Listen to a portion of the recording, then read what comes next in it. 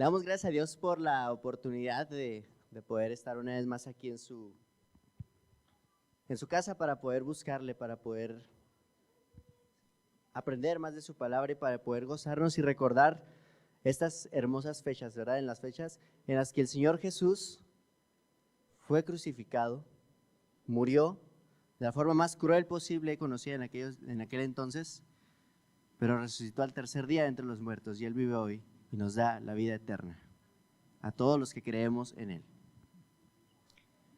Acompáñenme, hermanos, en sus Biblias al Evangelio de Lucas, capítulo 23. Vamos a leer los versículos del 35 al 43. Lucas, capítulo 23, versículos del 35 al 43, por favor.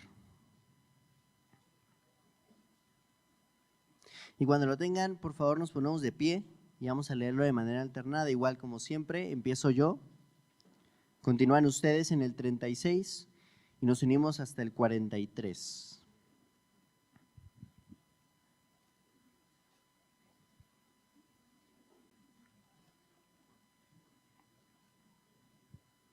¿Lo tenemos, hermanos?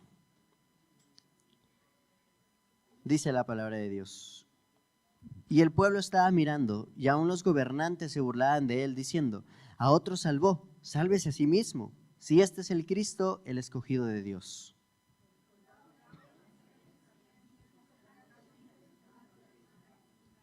Y diciendo: si tú eres el rey de los judíos, sálvate a ti mismo.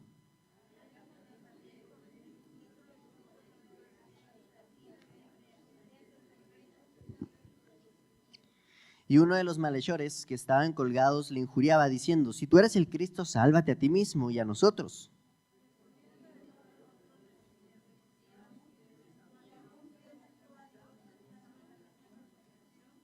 Nosotros a la verdad justamente padecemos, porque recibimos lo que merecieron nuestros hechos, mas este ningún mal hizo. Todos juntos. Entonces Jesús le dijo: de cierto te digo que hoy estarás conmigo en el paraíso. Te damos gracias, Dios, en esta tarde por tu palabra, por todo lo bueno que tú has sido con nosotros, Señor. Gracias porque nos permites poder escuchar tu voz una vez más. Te pedimos que la palabra que el día de hoy vamos a escuchar de ti, que pueda ser de bendición para todos nosotros y que podamos entenderla y ponerla en práctica. Te damos gracias en el nombre de Jesús. Amén. Pueden tomar sus lugares, hermanos. Pueden tomar sus lugares. Era una tarde sombría y llena de mucha angustia.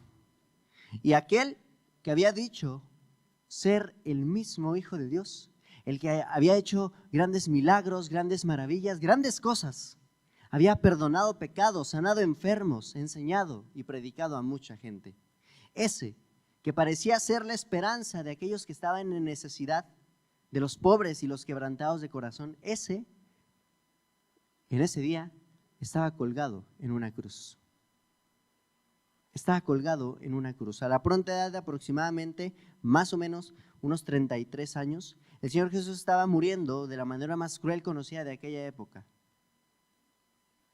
Estaba siendo clavado en esa cruz. Muriendo por todos nuestros pecados. Injustamente. No solo eso, sino que había sido traicionado por uno de sus 12 discípulos. Los demás lo abandonaron. Fue vendido para la muerte por unas cuantas monedas, acusado injustamente, enjuiciado, sin abrir su boca para defenderse, siendo objeto de la burla y la mofa de todos aquellos que le conocían y lo veían en aquella condición. Sufriendo el dolor del látigo, con el rostro bañado en sangre, sus brazos y piernas clavadas en esa cruz.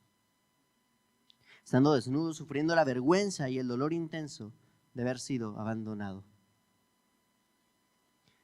Amados hermanos, la realidad es que la cruz es un símbolo, de horror.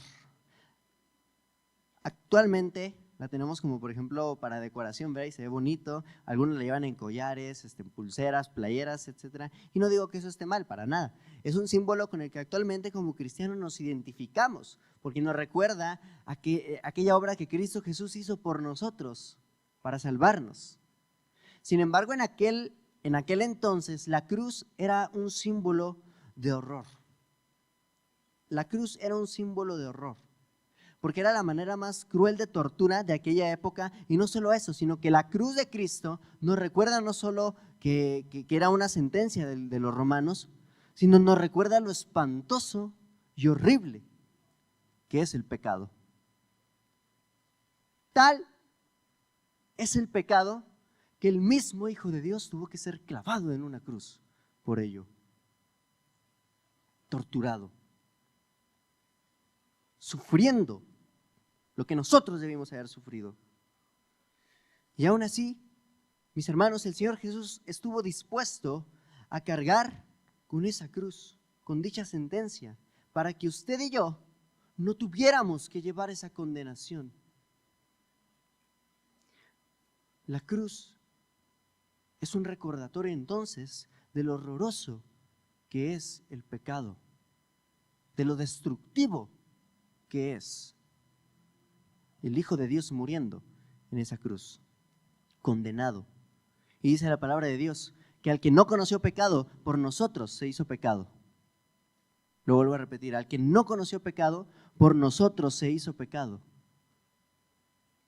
Cargando todo lo que nosotros llevábamos, todas nuestras dolencias, nuestras enfermedades, todo nuestro pecado, morido, abatido, lo tuvimos por herido de Dios, dice Isaías, y escondimos de él el rostro. Desechado y despreciado entre todos, varón de dolores. Todo esto sufrió para que ahora, por la rica misericordia que abundaba y que abunda en ese hombre que fue clavado, para que ahora nosotros no tuviéramos que sufrir el ardor de la santa y temible ira de Dios. Porque saben una cosa, dice la palabra de Dios, que horrenda cosa es caer en manos del Dios vivo. Horrenda cosa es caer en manos del Dios vivo. Pero al lado de este hombre que estaba clavado, del Señor Jesús, había otros dos que acompañaban al Señor en su sufrimiento, y lo acompañaban en el sentido de cargar con la misma sentencia. También estaban clavados en una cruz. Pensando en esto, podemos ver la grande misericordia de Dios, que es poderoso para salvar aún al más vil y despreciable de todos los pecadores. ¿Qué pasa entonces con estos malhechores? Vamos a estudiar esta dramática escena. Vamos a ver algunas actitudes, algunos personajes, por decirlo de alguna manera, que encontramos en este pasaje, y qué respuesta da el Señor a ambos. Dicen los versículos 35 al 38, ahí síganme ustedes por favor con su vista, lo voy a volver a leer. Dice, y el pueblo estaba mirando, y aún los gobernantes se burlaban de él, diciendo, a otro salvó, sálvese a sí mismo, si este es el Cristo, el escogido de Dios. Los soldados también le escarnecían, acercándose y presentándole vinagre, diciendo, si tú eres el rey de los judíos, sálvate a ti mismo. Había también sobre él un título escrito con letras griegas, latinas y hebreas, este es el rey de los judíos. En el contexto tenemos pues toda la procesión del Señor Jesús, todo lo que él estuvo sufriendo, estuvo cargando, había sido acusado, había sido entregado, golpeado, lo latigaron, le pusieron una corona con espinas, lo golpearon con el látigo y no amablemente, me imagino yo. Y encima lo hicieron llevar su propia cruz, pero como vieron que no podía, llamaron a un tal Simón de Cirene para que le ayudara a cargar su cruz al Calvario, hasta ese monte donde iba a ser crucificado. No solo eso, sino que aún con todo esto, el Señor también tuvo que enfrentarse a la vergüenza y a las burlas de una multitud que lo veía morir lentamente y solamente se reían de él. Ahora, hablando de la burla, podemos notar que tanto los soldados, los gobernantes, como la multitud en general que estaba ahí, tenían algo específico de lo cual se burlaban. Y eran dos cositas. Decían, si tú eres el Cristo, sálvate a ti mismo. ¿A otro salvó? Pues bueno, entonces sálvate tú. ¿No que no? Y otra es, si tú eres el rey de los judíos, de nuevo, sálvate a ti mismo. Te están clavando y tú eres su rey, se supone que no. Es verdad que Jesús era y es el Mesías y el rey de los judíos, y no solo de ellos, sino que Jesús es el rey de todo el universo y es nuestro rey. Sin embargo, parecía absurdo que el ungido de Dios, el Mesías, el Hijo de Dios, estuviera muriendo de tal forma. Y por eso Pablo más adelante habla que la palabra de la cruz es una locura. Dice 1 Corintios 1:18, si lo quieren buscar. 1 Corintios 1:18, ya lo hemos estudiado porque estamos como iglesia estudiando la primera carta a los Corintios, pero lo recordamos porque dice Pablo, porque la palabra de la cruz es locura a los que se pierden. Lo voy a volver a repetir. La palabra de la cruz es locura a los que se pierden. A los que se pierden. Es una locura, ¿por qué?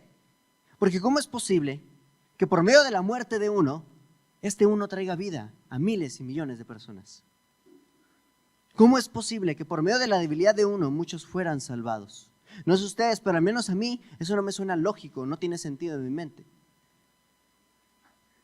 Que por la muerte de uno llegara a tener la vida en un sentido, no tiene esa lógica. Pero Dios había escogido la cruz como un símbolo de debilidad, dice Pablo en ese mismo capítulo, para demostrar que aún lo débil de Dios es más fuerte que los hombres y lo insensato de Dios, si es que hubiera algo insensato en Dios, es más sabio que los hombres. Y lo necio, lo vil, lo despreciado escogió Dios para avergonzar a lo sabio. Por poner un ejemplo, hermanos, esto es un ejemplo que por alguna razón siempre se me viene a la mente, y lo prediqué alguna vez ahí en Chihuahua. Estaba hablando, no de lo mismo, pero sí acerca de tomar su cruz. Y yo ponía el ejemplo. Imagínense ustedes, bueno, nosotros como mexicanos, estamos en la época de la independencia y vemos todos los héroes de la independencia, los conocemos. Algunos dicen que no son héroes y quién sabe qué. No me voy a meter en eso. No me voy a meter en eso. Pero supongamos que viene, si ustedes quieren, Miguel Hidalgo, quien quieran. Y luego él dice, yo voy a libertar al pueblo mexicano de los españoles. Yo lo voy a liberar. Y todos estamos bien contentos porque pues estamos bajo el yugo de los españoles y dijimos, sí, pues ya nos va a liberar, ya vino el que nos iba a liberar. Y luego de repente este campeón va y se entrega a la muerte. Pues no que nos ibas a salvar. Es exactamente lo mismo con el Señor Jesús. Exactamente lo mismo. ¿En qué sentido? A ver. La concepción de un Mesías del pueblo judío era un libertador político, era algo totalmente terrenal para ellos, que los iba a liberar de la opresión, en este caso de los romanos. Y entonces, cuando el Señor Jesús estaba anunciando su muerte, que constantemente lo hizo, en alguna ocasión uno de sus discípulos lo trató de detener. Y Señor, en ninguna manera esto te acontezca, tú eres el que nos va a salvar. O en otra ocasión, cuando el Señor Jesús está pues, en su ministerio, varios lo ven y lo quieren hacer rey. Este es el que nos va a liberar, pues vamos a hacerlo rey. Y entonces dice la palabra de Dios que el Señor Jesús en esa ocasión huye de la gente. Porque lo querían hacer rey únicamente para que lo liberara del pueblo. Estaban pensando únicamente en las cosas terrenales. Pero entonces para un judío era ridículo, vergonzoso que el que había declarado ser el Mesías estuviera muriendo en una cruz, porque ¿saben qué? La ley dice, maldito el que muriere en un madero. El Señor Jesús por nosotros se hizo maldición, cargó con todo el pecado, se hizo pecado, muriendo de forma vergonzosa para que usted y yo ya no tuviéramos que morir de esa manera, no tuviéramos que cargar con todo eso. Pero entonces fue entregado a muerte. Y aún más para la multitud, que de por sí ya lo aborrecían. El Señor Jesús, colgado en esa cruz, era un simple objeto de burla. Y nada más. Los primeros que vemos aquí son la multitud, los gobernantes romanos que también se burlaban de él. Decían, pues tú eres el Cristo, no que tú nos ibas a salvar, no que tú hacías tantos milagros, no que tú tal y tal. Pues entonces sálvate a ti mismo, bájate de esa cruz y demuéstranos que puedes hacerlo. Y tú eres el rey de los judíos. Y de hecho, encima todavía, arriba en la cruz, le escriben con letras latinas, griegas y hebreas, este es el rey de los judíos. Qué vergonzoso que el rey de los judíos estuviera muriendo de esa forma. Esa era la causa de sus burlas. Pero es muy interesante ver el comportamiento de esta multitud, porque seguramente ahí había maestros también de la ley, seguramente había fariseos, tal vez parte del pueblo, había gobernantes, gente no de élite, por decirlo de alguna manera. El texto nos dice que también los gobernantes se burlaban del Señor. Ellos se burlaban porque no creían que alguien así pudiera ser el rey de ese pueblo. El Señor ante ello permanece en silencio. Anteriormente había dicho, Padre, perdónalos porque no saben lo que hacen. Y luego después empiezan todas las burlas y empiezan a burlarse de él y a gritarle tales cosas, y permanece en silencio, no se defiende, no trata de caer en sus provocaciones para demostrar que no, es que sí soy el Mesías y me voy a bajar de la cruz, a ver, para que vean que sí es cierto. No, el Señor Jesús permanece como cordero que va al matadero, en silencio. Enmudeció, no dijo nada. Seguramente les decía, hermanos, que entre esa multitud había mucha gente. Había mucha gente de élite. Había tal vez, me imagino yo, no lo dice el texto, pero me imagino yo, que había fariseos, había gente que lo conocía de alguna manera. Lo ubicaban, sabían quién era. Y estaban contentos. Estaban contentos. Porque lo aborrecían por haber declarado ser hijo de Dios, ser el Cristo, ser el Mesías. Y se negaban aún ahí a confiar en Él. Y ante eso el Señor permanece callado. No abre su boca. Los versículos 39 al 42 dicen de la siguiente manera: y uno de los malhechores que estaban colgados le injuriaba diciendo, si tú eres el Cristo, sálvate a ti mismo. Ahí están las burlas, y a nosotros. De nuevo la burla. Respondiendo el otro le reprendió diciendo, ¿ni aún temes tú a Dios estando en la misma condenación? Nosotros a la verdad justamente padecemos porque recibimos lo que merecieron nuestros hechos, mas este ningún mal hizo. Y dijo a Jesús, acuérdate de mí cuando vengas en tu reino. Veíamos entonces a la multitud que estaba burlándose del Señor Jesús y estaban pues gozosos. No me imagino, estaban gozosos, seguramente estaban gozosos por lo que estaban viendo, ¿verdad? Por fin su peor enemigo, la persona a la que más aborrecían, por fin estaba muriendo de esa manera. Ahora, vienen otros dos, los que les mencionaba al inicio, dos malhechores que estaban colgados, uno a la derecha y otro a la izquierda del Señor Jesús. En el contexto inmediato, más atrás de estos versículos, podemos ver en esta porción que estamos estudiando, podemos ver que el Señor Jesús estaba sentenciado de la misma manera en la que estos dos malhechores estaban sentenciados. ¿A qué quiero llegar? Que con esto estaban rebajando a Cristo al nivel de dos malhechores, que seguramente no se robaron una cosita, no hicieron algo menor. Seguramente habían hecho algo grave, por eso merecían estar ahí en esa cruz. Y estaban entonces rebajando al Señor Jesús al mismo nivel de estos dos malhechores. Tenían al Señor Jesús en la misma estima en la que tenían estos dos hombres. ¿Se da cuenta usted de esto? Que el Señor Jesús fue tratado de la misma manera en la que se trató a dos criminales. Fue tratado de la misma manera, lo vuelvo a repetir, en la que se trató a dos criminales. Pero entonces, había dos malhechores ahí al lado. El Evangelio de Mateo, en el pasaje paralelo, nos dice que los dos le injuriaban, pero Lucas va un poquito más profundo en la conversación que ellos tenían. El primero tenía exactamente la misma actitud de la multitud, aunque un poquito más sincero, porque él decía, bueno, es que pues tienes razón, si tú eres el Cristo, pues sálvanos, bájanos de la cruz y pues ahí me haces paro y me bajas a mí también, ¿no? Bájate y luego ya nos bajas a nosotros dos para no estar aquí en esta condición, demuéstranos que puedes hacerlo. Y entonces el otro malhechor del otro lado, como indignado por esta declaración del otro, lo reprende. El malhechor primero le recriminaba a Cristo, lo mismo que todos ya le habían dicho. Y seguramente el Señor Jesús sí podía hacer eso, es decir, sí podía bajarse de la cruz. Sí podía bajarlos a ellos dos también. Podía hacerlo, había hecho milagros que no pudiera salvarse, no creo que no pudiera. Pero tenía un propósito de estar ahí. Sí, tenía que seguir obedeciendo la voluntad de su Padre Celestial. Y ante la injuria, les decía, del primer malhechor, el Señor Jesús seguía permaneciendo callado. No abría su boca y seguía enmudeciendo. Pero ahora la historia va a tomar un enfoque con el otro malhechor.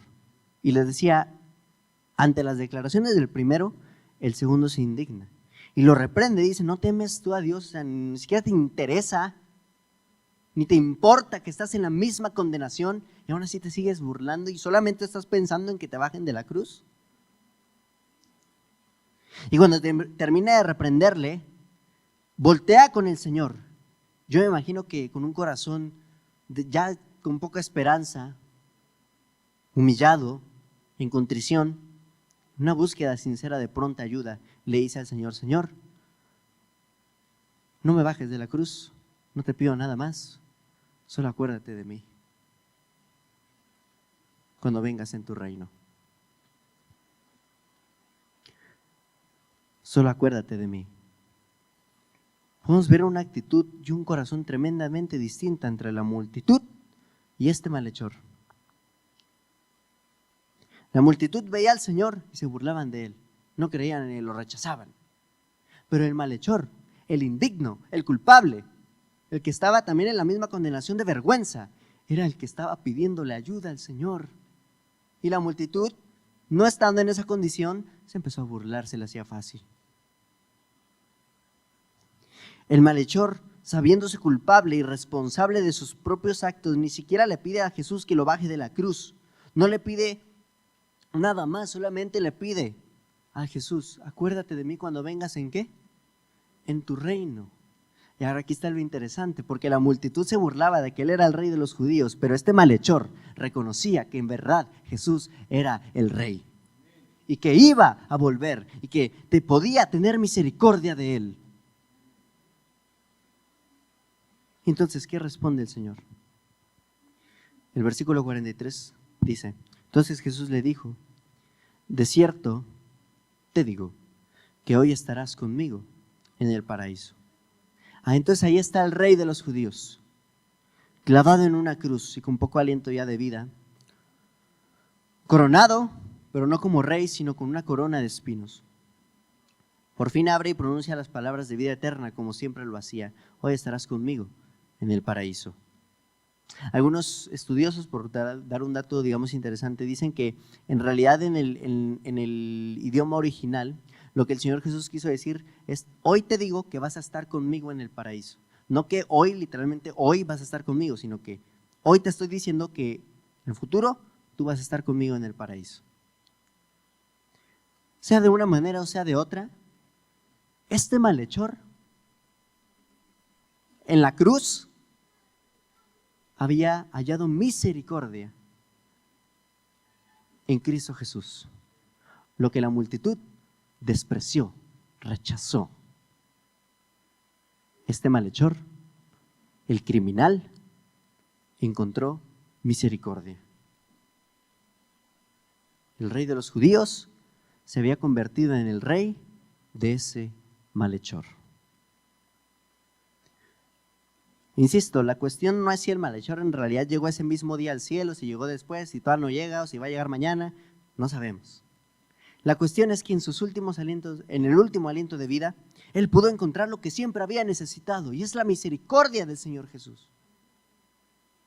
Ahora, esto no es un llamado para que usted pueda vivir como quiera y al final de mi vida, yo cuando yo me vaya a morir, ya ahora sí me arrepiento y voy a confiar en Dios. Porque para empezar, quién sabe si va a llegar el día de mañana. Me acuerdo que estaba yo compartiendo en un anexo allá en Chihuahua, y yo les preguntaba a todas las personas que están ahí: levante su mano, y les pregunto a ustedes lo mismo, levante su mano, ¿quién tiene el día de mañana comprado, asegurado? Levante su mano. Y uno atrás sí levantó su mano, yo le iba a lanzar el micrófono. A ver si es cierto, a ver si es cierto. Seguramente sí llegó al día de mañana, no sé, o espero que sí haya llegado al día de mañana, pero nadie lo tenemos comprado. Es más, ni a la siguiente hora, ni a la siguiente hora, no sabemos qué va a pasar. El malhechor tuvo la dicha de que en su último momento de vida pudo encontrar la misericordia, pero esta es una enseñanza preciosa, hermanos, porque esto nos da la esperanza de que todo el mundo puede encontrar la misericordia del Señor, sea en su último aliento de vida o sea el día de hoy. Todos pueden encontrar la esperanza en Cristo Jesús, no importa qué tan vil usted se sienta o qué tan vil usted sea.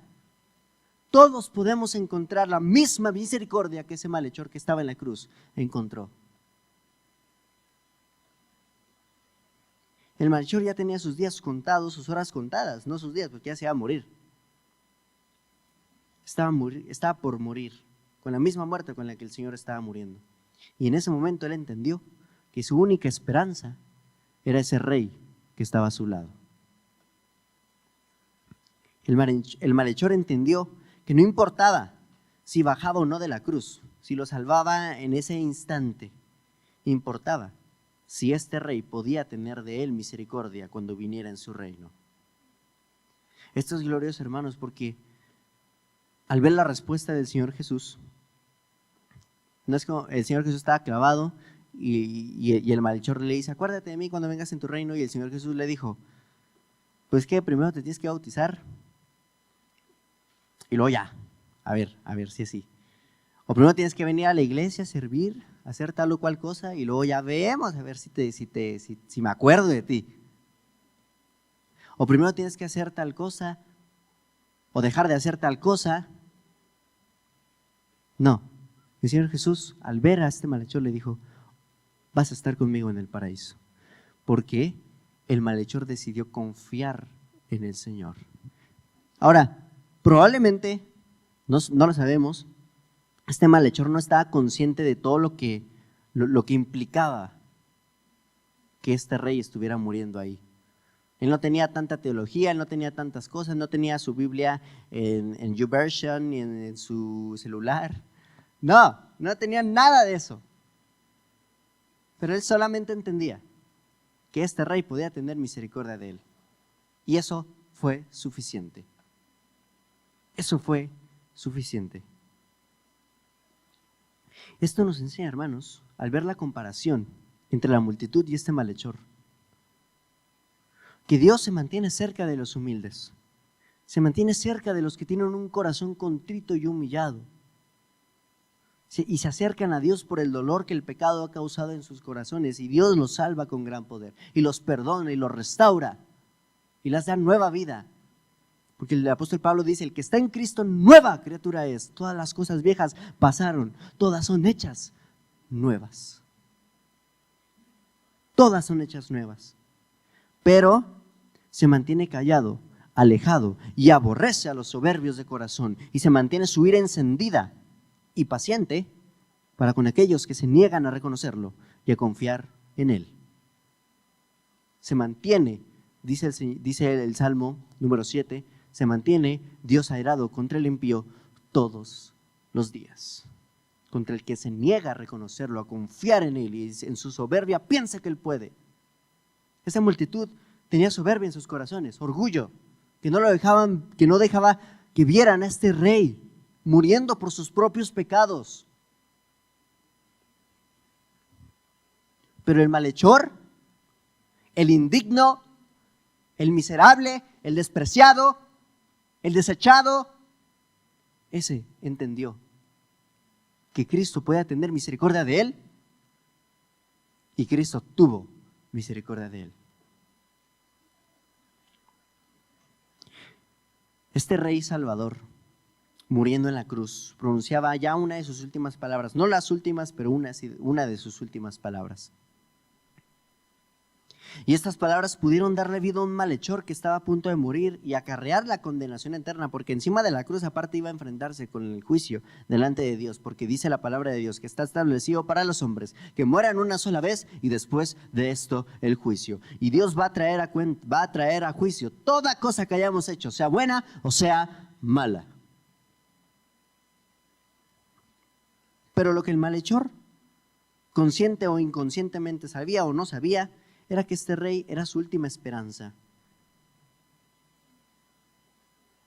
Pero al día de hoy sabemos que, si bien el malhechor estaba cumpliendo su condena y llevando las consecuencias de su pecado, Cristo estaba llevando la condenación de este malhechor, del otro malhechor y de la multitud, la suya y la mía. Estaba llevando la ira de Dios que merecíamos por todos nuestros pecados, y todo eso fue sobre el Señor Jesús, para que nosotros, insisto, no tuviéramos que llevarla. Así como este malhechor que encontró misericordia y salvación en Cristo Jesús, Usted y yo debimos de haber llevado esa misma cruz. Éramos usted y yo los que debimos haber sido clavados en esa cruz, separados de Dios eternamente. Debimos haberla sufrido, debimos haberla cargado, llevado, debimos haber sufrido las burlas, usted y yo. Pero en esto dice la palabra de Dios, en esto conocemos el amor, que el Señor dio su vida, que el Señor Jesús dio su vida por nosotros, y entendemos el amor de Dios en que siendo aún pecadores, Cristo murió por nosotros. Y en esto conocemos el amor de Dios, lo vuelvo a repetir, que en que siendo aún pecadores, Cristo Jesús vino a morir por nosotros.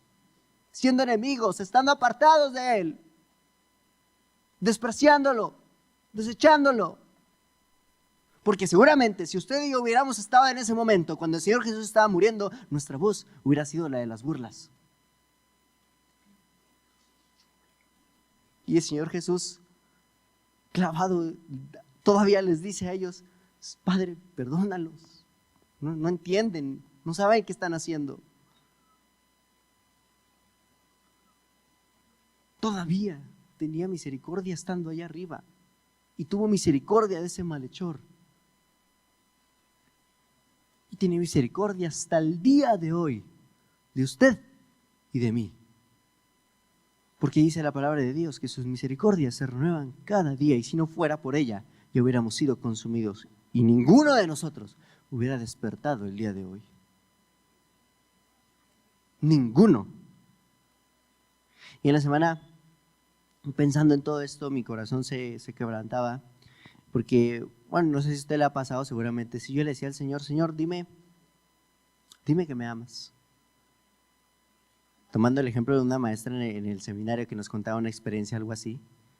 Y a veces uno no siente, ¿verdad?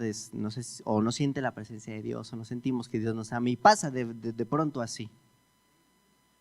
Y cuando menos me di cuenta, estaba yo escribiendo este sermón acerca de la más grande prueba de amor que yo en mi vida he encontrado.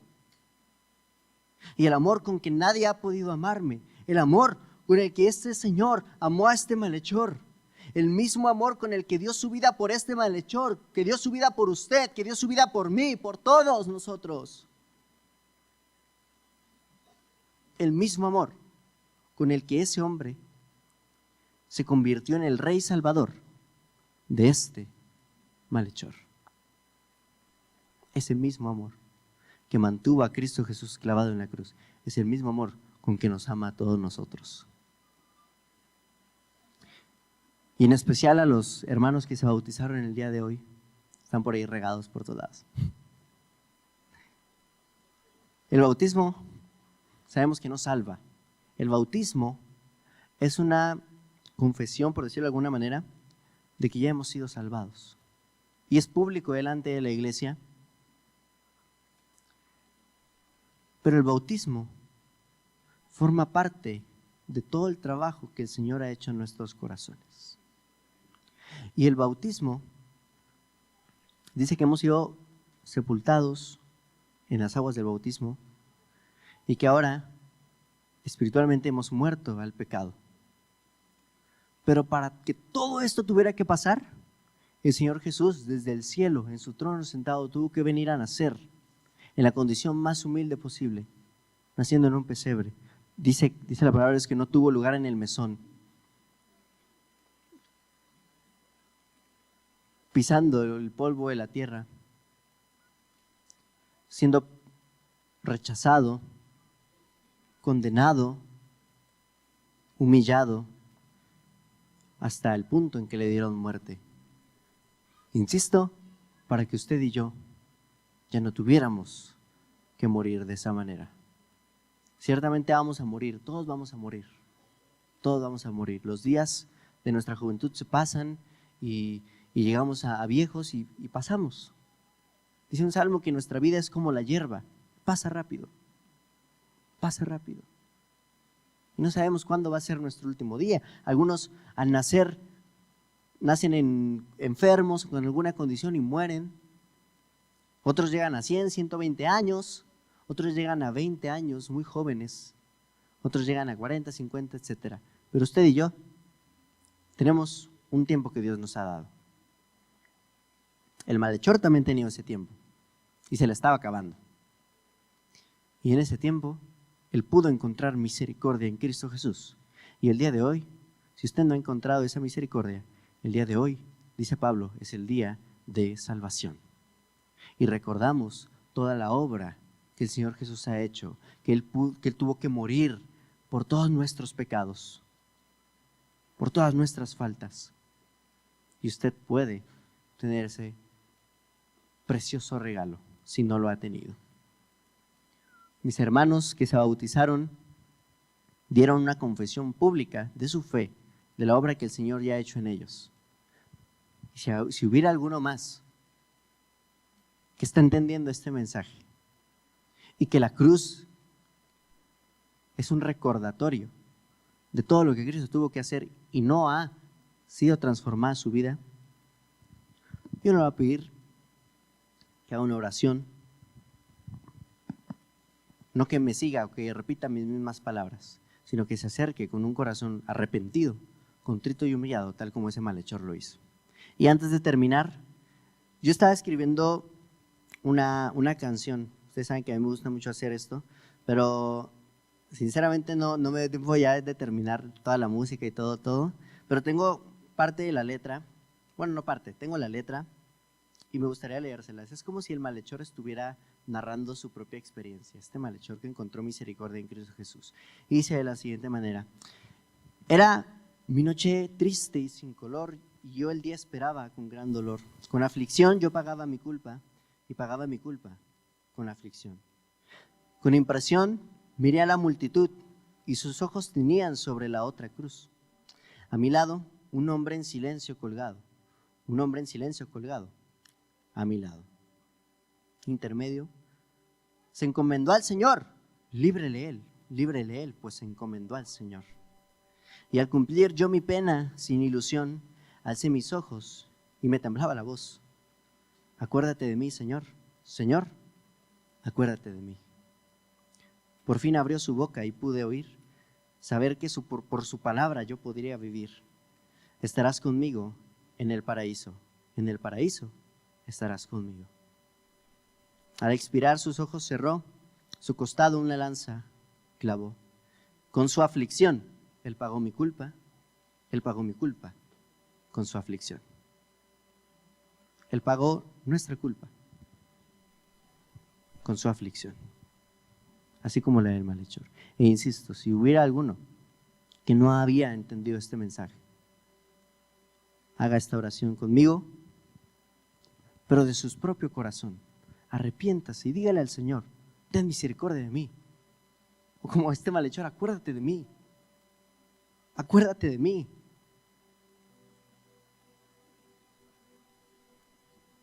Perdóname. Porque seguramente yo he sido como esta multitud o como el otro malhechor. Acuérdate de mí. Vamos a orar. Y dígale usted al Señor: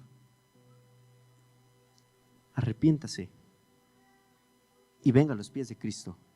Y el Señor Jesús va a restaurar toda su vida.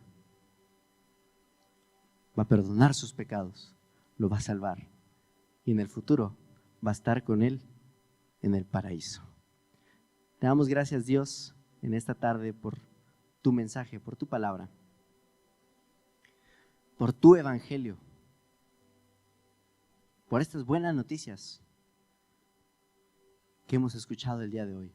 Son buenas noticias para los que se salvan, pero malas noticias para los que se pierden. Y Señor, tú conoces la mente y el corazón de todos y cada uno de los que estamos aquí. Y sabes si hay alguno que no te conoce, si hay alguno que no ha venido al encuentro contigo. Y Señor, tú estás escuchando su oración si es que la están haciendo. Y Señor, perdónanos por todos nuestros pecados.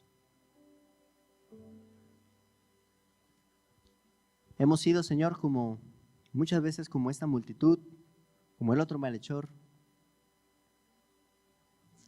Te hemos fallado con nuestros actos, nos hemos burlado de ti. Te hemos negado, tal como tus discípulos, te hemos abandonado en algunas otras ocasiones. Rogando pues, Señor, que por la misericordia que tú derramaste en esa cruz, que podamos ser perdonados, limpiados, restaurados, Señor. Y si hay alguno que no te conoce y que te está pidiendo auxilio, ayuda como este malhechor, acuérdate de él o de ella. Gracias, Señor, te damos en Cristo Jesús. Amén.